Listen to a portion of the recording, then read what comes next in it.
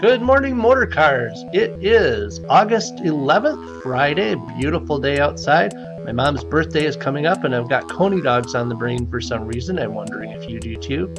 Birthdays this weekend on the 11th. All of these folks: George Toe, who is a Toyota detailer, Sierra Lee, who's my good right hand down here at the BDC, and Jerry Rupert, who's in Honda Finance. Anniversaries this weekend, all on the 12th. We have Nick Claich, who's downtown Lube Tech, Pam Somerville, who's in the Honda office, and also Chuck Lamb, who's in Honda sales. So happy birthday and happy anniversaries to everyone. I'd like to chat a little bit about an interesting webinar that Sam and I attended this week about changes in the law regarding how we can contact customers and how we can't. And it occurred to me that some of our newer employees might not know that the BDC handles all do not call and do not contact requests from customers.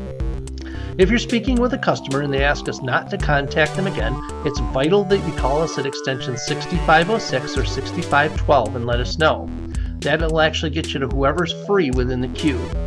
We'll make the necessary changes in DealerTrack. If a customer asks for this and we don't comply within 10 days, it can cost us up to $1,500 per phone call. So the sooner you get that word to us, the better. If you can't get through on one of those lines, it's because all the BDC reps are on the phone with customers. Just leave a message with the following information: the customer's first and last name, and please spell both of those out. If they want to stop getting calls, we'll need the customer's phone number. If they want to stop getting emails, we'll need all the email addresses that the customer has received messages from us on. If they no longer own a particular vehicle, want to have it removed from their account, we'll also need the vehicle's VIN number. Please let the customer know that there are some messages that we have no control over. For example, if they're receiving safety recall notices from Honda or Toyota, Honda and Toyota are required by law to send those to customers, and they'll keep on doing so until the repair is completed. Okay, let's see here. Word of the day. In case you guys haven't figured this out by now, I'm a huge student of human behavior and different ways to influence it. And because of this, I'm a big fan of Freakonomics, both the books and the radio show. I heard a particularly interesting episode while I was cutting my grass this past weekend, so I thought I'd share it with you. This episode was all about two particular topics. The first was financial literacy. It turns out that an economics professor named Anna Maria Lasardi, whose students were mostly football players on their way to turning pro, heard that more than 15% of professional athletes declare bankruptcy, which is about the same as the rest of us. But since many of these folks earn millions of dollars per year, Lasardi wondered if the reason that they went broke had something to do with how much they knew about managing their money, or rather how little they knew about it. A subject that most people don't talk about, and it's changed quite a bit over the past few years. She came up with 3 simple questions to figure this out and sent it out to a large sample size for their answers as an experiment. Other economists heard about her questions and liked them so much that they performed the same experiment until it spread worldwide. Surprisingly, the results were similar everywhere, regardless of country, education, or wealth. About 1 in 3 people couldn't answer 3 basic questions about finances. I've got the 3 questions here, so let's see what you guys think of these and how you answer them. Suppose you have $100 in a savings account and the interest rate was 2% per year. After 5 years, how much do you think you would have in the account if you left the money to grow?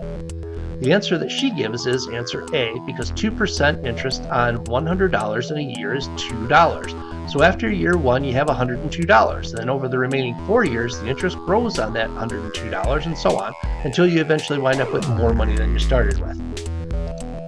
Question number 2. Imagine that the interest rate on your savings account was 1% per year and inflation was 2% per year. After 1 year, how much would you be able to buy with the money in this account? The answer that she gives is less than today, because if inflation is 2%, prices go up 2%. But if you only earn 1% on your savings account, you can basically buy less and less every single year. Question number 3. Do you think the following statement is true or false? Buying a single company stock usually provides a safer return than a stock mutual fund. The answer to this one is false. You don't ever want to put all your eggs in one basket. You want to spread your risk as widely as you possibly can. The second part of this episode was about another economist named Harold Pollack, who figured out that everything that most people need to know about handling their money, the things that determine whether you survive financially or not and have a secure retirement, can fit on an index card. He wrote a book about it called The Index Card, but I'm going to save you time and money and give you the 9 rules that were on the card. Here they are. Number 1, max your 401k or equivalent employee contribution out. Motorcars matches 15% of whatever you put into your 401k account, so that's a good plan and a good idea. Number 2, buy inexpensive, well-diversified mutual funds such as Vanguard Target 20X funds. Basically, what you want to do is try and get mutual funds because they're widely spread out across the market so that your risk is as low as possible.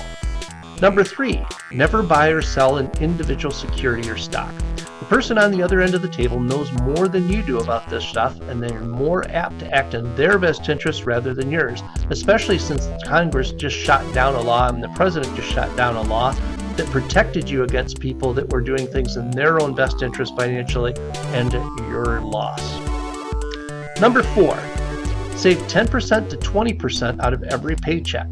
This is basically so that you have a buffer in case things go wrong. Whether you suffer some type of an injury, whether you're unable to work for some reason, you're sacking away money towards a rainy day. And if it turns out that you don't wind up having to use that money, then it's money that you can actually use later on to invest. Number 5, pay your credit card balance in full every month. This is particularly important these days because the number 2 reason that people go bankrupt in the United States is credit card debt. Some of the credit card companies charge what I would consider usury fees, as high as 25% on your balance every single month. That's crazy. You're spending way more money than you need to. So, although it's a necessary thing these days to have some type of credit in order to buy bigger things, always pay off your credit card balance in full every month. Number 6, maximize tax advantage savings vehicles like Roth IRAs, SEPs, and 529 accounts. Number 7, pay attention to fees. Avoid actively managed funds. The other thing is, along with banks, one of the things that banks do is they try and hold off on depositing money into your account until the very, very end of whatever day you put it in. Some of them will actually hold back things that you put in ATMs for up to 5 days. They do this on purpose. It's not that they really need to hold that stuff back. They're doing it on purpose so that you run out of money before they put that money in so they can charge you those usury fees again. Let's see here. Number 8, make financial advisors commit to the fiduciary standard. What this basically means is that recently, as I mentioned before, Congress and the president shot down a law that said that if you were dealing with a financial counselor, they had to disclose to you if they were getting some kind of a commission by pushing a particular security or plan towards you. They don't have to do that anymore. They can actually lie about it if they want to. So what you want to do to guard against that is have them sign something that says that they will not act in their own best interest if it is against your own financial interest. You always want to make sure that the person that you're dealing with is working for you and not for themselves. Number 9, promote social insurance programs to help people when things go wrong. This is something that the person who actually wrote this book believes very strongly in. His family almost went bankrupt because they had a relative that actually was disabled in such a way that they would have gone completely bankrupt without the help of Medicaid. So he basically feels that you should give money back. I do as well. I think it's a good thing that we have a social safety net. It keeps everybody from going broke. It helps to prevent everybody from falling into poverty. And it also helps to save a lot as far as our economy goes because so much of it is based on people actually having jobs and being able to keep doing things with their money on a regular basis. We all want to invest in a social safety net because without it, we couldn't support all the folks that would fall through. These aren't just his rules, as it turns out. Just about every economist and financial researcher has chimed in and said that these are the things that everybody should do to be financially secure and in most cases to actually accumulate wealth over their lifetimes. So I guess the lesson with this one is this week, be thrifty, motor cars, and have a great weekend.